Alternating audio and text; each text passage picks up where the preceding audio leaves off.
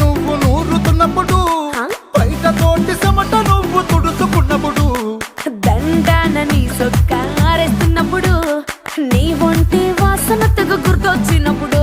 రెండు చేతులెత్తి జుట్టు ముడిసినప్పుడు, జండు కత్తుకొని పడుకున్నప్పుడు, అలసిపోయి నువ్వు ఆవలించినప్పుడు,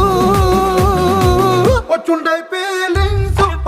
ఫీలింగ్స్ వచ్చి వచ్చి చంపేస్తు